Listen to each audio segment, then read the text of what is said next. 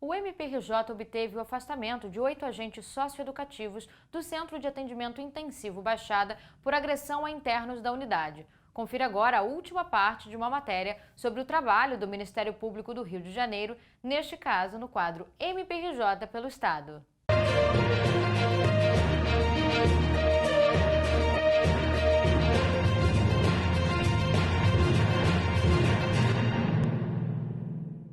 Na Baixada Fluminense, o Ministério Público do Estado do Rio de Janeiro obteve o afastamento de 8 agentes socioeducativos do Centro de Atendimento Intensivo Baixada, CAI Baixada, por agressão a adolescentes internos da unidade. A gente entende que agentes que reiteradamente violam o direito do adolescente, agredindo, eles não podem ser mantidos junto com nenhum adolescente, mas em especial com os adolescentes que relataram para o Ministério Público toda a ocorrência. E muitos deles continuam cumprindo medida nessas unidades, né? Então esse foi o motivo do pedido de afastamento desses adolescentes, desses agentes, e o pedido foi além, foi que o DEGASE não os coloque em contato com nenhum outro adolescente, porque a gente entende que não adianta a transferência desse agente para uma outra unidade de internação, já que, ao que tudo indica, né, não tem uma sentença, a gente não está antecipando nada aqui, mas existiam elementos fortes e suficientes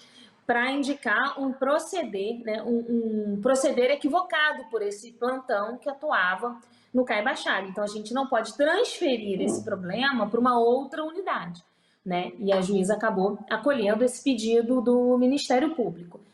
Como, né, em que medida essas atitudes ferem os direitos de adolescente, né, em cumprimento de medida?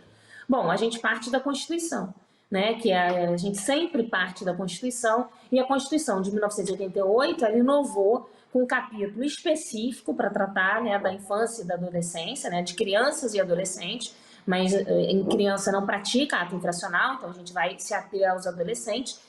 Mas diz, né, o artigo 227 da Constituição, que é dever de todos, né, família, Estado, sociedade, garantir todos os direitos dessas crianças e dos adolescentes, em especial, com absoluta prioridade, proibindo, né, obrigando que todos esses agentes coloquem os adolescentes a salvo de toda forma de negligência, discriminação, exploração, violência, crueldade e opressão, né? Então, nós partimos da Constituição, que é o grande guarda-chuva, né, da defesa dos direitos de criança e adolescente.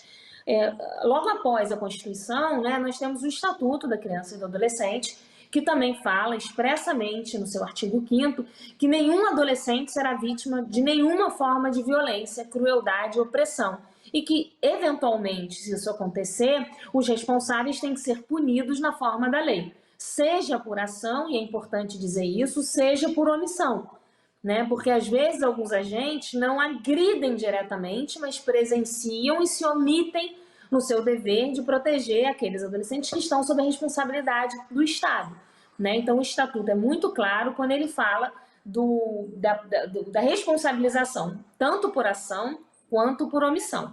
Especificamente, quais os direitos, né, foram violados desse adolescente? Eu posso elencar alguns: respeito à dignidade e o respectivo direito à proteção que esses adolescentes têm. O artigo 17 do Estatuto, ele fala que o direito ao respeito consiste na inviolabilidade da integridade física, psíquica e moral do adolescente, abrangendo inclusive a sua autonomia, os seus valores, as suas ideias, seus objetos pessoais, né? Então, assim, a gente tem que estar muito atento a todos esses direitos previstos no Estatuto. E o artigo 18, ele fala que é dever de todos velar pela dignidade do adolescente, pondo-os a salvo de qualquer tratamento desumano, violento, aterrorizante, vexatório ou constrangedor. Tudo o que aconteceu na unidade, né? Na medida em que eles foram agredidos, eles foram colocados só com as roupas íntimas para andar pela unidade, até serem levados ao local em que a agressão aconteceu, né? É importante dizer isso, que o Ministério Público pediu a vinda das imagens, foram encaminhadas mais de 1000 imagens para o Ministério Público, seguramente, assim, eu não fiz a contagem, mas eu passei mais de 2 dias olhando todas essas imagens, porque não é um filme São várias imagens recortadas de várias câmeras, né? E aí foi possível analisar essa movimentação. É claro que essas agressões não acontecem em locais que têm imagem, né? As agressões elas não são filmadas, porque nesses pontos, né, se levam em pontos cegos, mas pela movimentação e pelos discursos, né, colhidos tanto dos agentes quanto dos adolescentes, você vê que a movimentação ela é muito mais coerente com o relato dos adolescentes do que com o relato dos agentes, né? Então dá para ver bem essas violações de direito. O artigo 18A, ele fala que o adolescente tem direito de ser educado e cuidado sem uso de castigo físico ou tratamento cruel, degradante, como forma de correção, disciplina, educação ou qualquer outro pretexto. E aí ele fala expressamente, inclusive por agentes públicos executores de medidas socioeducativas. Então, não só pais ou responsáveis, mas também aqueles que são responsáveis pelo cumprimento das medidas socioeducativas, que é o nosso caso. E aí coloca o que eles consideram, né? Como é que o Estatuto elenca essas formas de desrespeito. Ele fala o que ele considera castigo físico, ação de natureza disciplinar ou punitiva, aplicada com o uso de força física sobre o adolescente, que resulte em sofrimento físico, lesão. O que ele considera tratamento cruel ou degradante, qualquer conduta ou forma de tratamento que o adolescente, que leve, né, humilhação ou ameace gravemente esse adolescente, ou ainda, de qualquer forma, o ridicularize. Mas ainda não é só, porque além da lei, da nossa lei maior, né, que é a Constituição, e do Estatuto da Criança e do Adolescente, existe também a lei do SINASE, que é uma lei específica, né, que é o Sistema Nacional de Tratamento das Medidas Socioeducativas, e essa lei também traz dispositivos e disposições que visam a proteção desses adolescentes.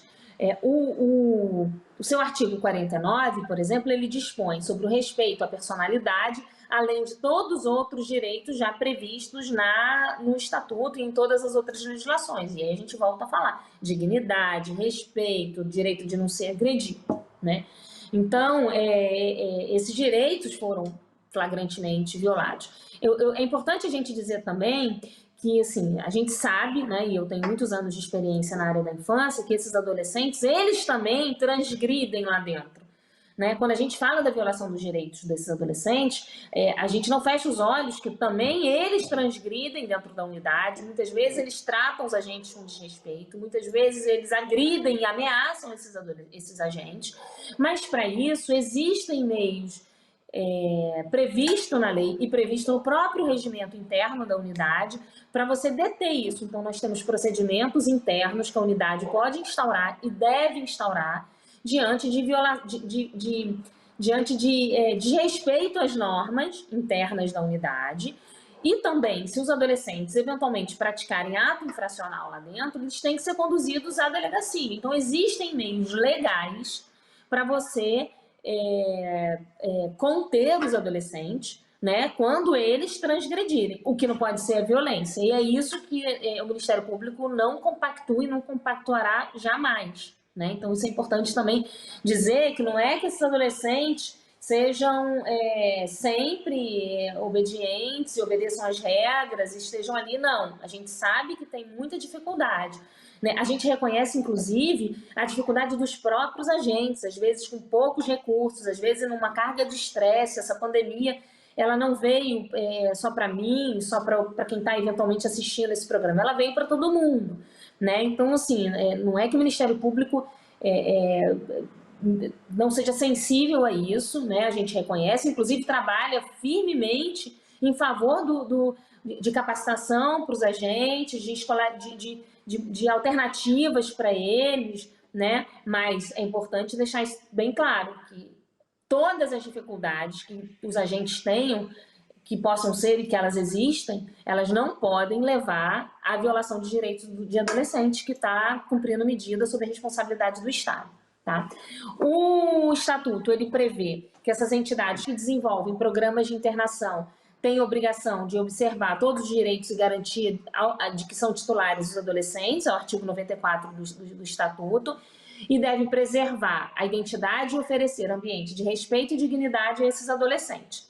Quanto à responsabilização, o Estatuto prevê também expressamente que são medidas aplicáveis às entidades de atendimento que descumprem obrigação previstas no artigo 94, que eu já sinalizei logo anteriormente, sem prejuízo das responsabilizações civis e criminais dos seus dirigentes.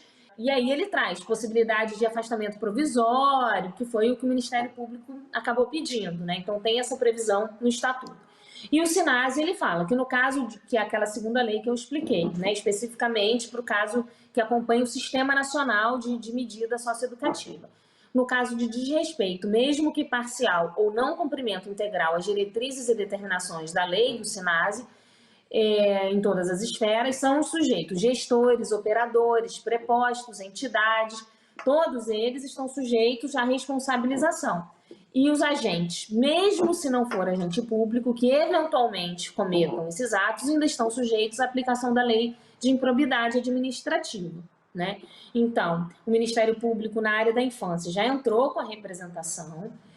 É importante destacar que todos esses documentos, desde o início, foram encaminhados também para a promotoria criminal com atribuição, né, na medida em que esses fatos praticados configuram, além de infrações disciplinares, né, e sujeitas a essa representação oferecida pelo Ministério Público na área da infância, também são crimes, né, configuram em tese crime. Então, toda essa documentação já foi encaminhada para a promotoria criminal com atribuição, que certamente fará uma bela investigação. E também vai ser avaliada ainda a questão da improbidade, né, que é uma outra esfera de responsabilização e que eventualmente pode levar, inclusive, à perda do cargo dos agentes que cometeram isso, né, se tudo está realmente provado. O CAI Baixada é uma unidade de cumprimento de medida socioeducativa, de internação para os adolescentes de toda a Baixada Fluminense, por vezes da região metropolitana, dependendo da questão de vaga, de algumas questões muito peculiares. E ela é uma unidade que a gente, que se é para socioeducar e ressocializar, o objetivo dessa unidade é que o adolescente saia melhor do que ele entrou, que ele tenha oportunidades que ele não teve, né? A gente acredita que um adolescente que entra no sistema, ele entra porque por algum motivo faltou limite, né, na vida dele, então eles vão subindo de escala até precisar da lei para fazer conter, né, contê-los.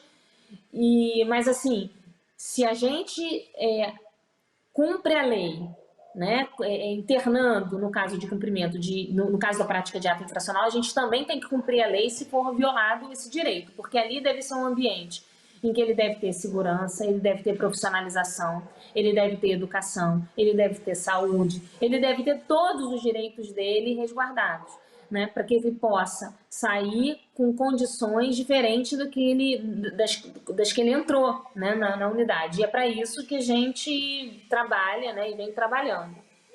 Em relação à decisão, acho importante colocar, né, o Ministério Público entrou com essa representação, a juíza acolheu todos os pedidos do Ministério Público, né, que foram principalmente o afastamento imediato desses agentes, para que eles não coloquem nenhum outro adolescente em risco na unidade, em especial os adolescentes que prestaram as informações para o Ministério Público. Importante destacar que todos eles tinham muito medo de dar os seus depoimentos, alguns preferiram não falar, disseram que não falariam, que tinham medo de falar e voltar. Por isso, desde o início, da instauração dos inquéritos civis pelo Ministério Público, eu decretei o sigilo de todos os termos de depoimento desses adolescentes, para que ninguém pudesse acessar. Todos esses procedimentos tramitaram do gabinete em mãos para a minha secretaria, né? Então, a importância desse afastamento imediato, por isso, pelo medo que esses adolescentes, medo justificável, no entender do Ministério Público, que esses adolescentes têm desses agentes. O Ministério Público pediu a imediata substituição, né, na medida em que, assim, se eles vão sair, tem que imediatamente entrar uma outra turma, porque se trabalha com restrição, né, de recursos humanos, e que esses novos agentes que sejam direcionados para o CAI Baixada, antes de serem direcionados, seja feita uma pesquisa para que nenhum agente que tenha sido condenado, pelo menos nos últimos 5 anos, por prática de violência institucional, possa ir né, para o CAI Baixada, porque senão a gente também está transferindo um problema. É claro, não existe pena perpétua, nem nada perpétuo, mas pelo menos há 5 anos não pode ter tido condenação. A juíza também acolheu esse pedido do Ministério Público. O Ministério Público pediu uma oitiva antecipada desses adolescentes, para que eles possam ser imediatamente ouvidos, pedindo uma inversão de provas. Por que a importância disso? Porque esses adolescentes saem muito, né, eles transitam muito do sistema, então alguns já saíram, né, da unidade porque progrediram, foram para outras unidades, e cada vez que eles saem a gente acaba tendo mais dificuldade de localizá-lo. Esse pedido, a juíza, antes de apreciar, determinou que um ofício ao DEGASE, para que o DEGASE informasse em 48 horas o atual paradeiro desses adolescentes, né, em que unidades eles estão, caso eventualmente já tenham saído, porque alguns realmente já saíram, e acredito que tão logo ela tenha essa resposta, ela vai marcar essa audiência, ela vai decidir, né, esse pedido do Ministério Público de antecipação para que a gente possa fazer a escuta desses adolescentes, e o pedido do Ministério Público foi que eles possam ser ouvidos de acordo com a lei que permite uma escuta diferenciada, né, uma escuta especializada quando se trata de adolescente que seja vítima ou testemunha de crime ou ato infracional. Então, esse pedido, no momento, a gente ainda está aguardando essa apreciação por parte da magistrada, e posteriormente ela vai marcar audiência futura de instrução, porque foram arroladas mais de 10 testemunhas, inclusive a médica da unidade, o diretor, outros adolescentes, a equipe técnica que relatou para o Ministério Público, não diretamente, mas que fez constar, né, nos seus relatórios essas violações de direito.